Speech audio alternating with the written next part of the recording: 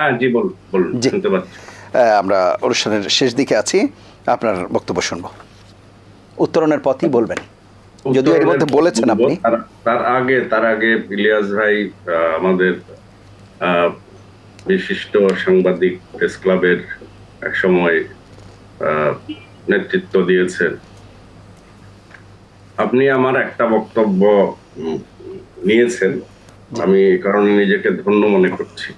আপনি বলেছেন যে একজন শেখ হাসিনা লড়াই করে যাচ্ছেন। আপনি শেখ হাসিনাকে ব্যক্তি হিসেবে দেখছেন, আপনি প্রতীক হিসেবে দেখছেন না। সততার প্রতীক, ন্যায়নিষ্ঠার প্রতীক, এদেশের মানুষের, গরিব দুঃখী মানুষের চোখের দিকে, মুখের দিকে তাকিয়ে যিনি কথা বলেন, আমি সেই শেখ হাসিনার কথা বলছি।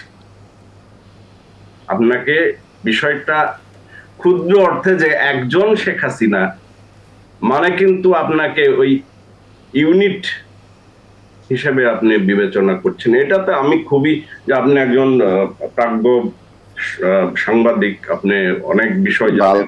বিষয়, হ্যাঁ, এই বিষয়টা আপনার কাছ থেকে আমি আশা করিনি এবং আমি কষ্ট পেয়েছি। কষ্ট পাওয়া তো আমি আমার বোঝার কষ্ট পাওয়া তো আমার বিষয়, তাই না? আমি কি বলছি যে এখানে সুভাষ দা বলেছেন যে এদেশের কোন শ্রেণীর মানুষ ঘুষ খায়, দুর্নীতি করে, এটা বঙ্গবন্ধু উল্লেখ করে গেছে। এবং পাকিস্তানি যে স্বৈর শাসক যারা ছিলেন তারা আমাদেরকে কি দিয়ে গেছে উনি বলেননি শুধু, আমি একটু বলছি যে চোর চোর চোর কিছু চোর এবং দুর্নীতিবাজ রেখে এদেশের সবকিছু নিয়ে চলে গেছে। আমি এটা যুক্ত করলাম, দাদা এটা এইটুকু বাদ রেখেছিলেন। আর যারা আমাদের দেশের কৃষক, শ্রমিক, তারা দুর্নীতি করে না। শিক্ষিত, শুধু শিক্ষিতই না, উচ্চ শিক্ষিত এবং বড় বড় পদে যাদেরকে দেওয়া হয় তারাই নীতিগত ভাবে নীতি বহির্ভূত কাজ, যেটাকে আমরা বলছি দুর্নীতি। আর্থিক দুর্নীতি হতে পারে, সামাজিক দুর্নীতি হতে পারে, অর্থনৈতিক দুর্নীতি। দুর্নীতির কিন্তু শুধু অর্থের বিনিময়ে হয় না।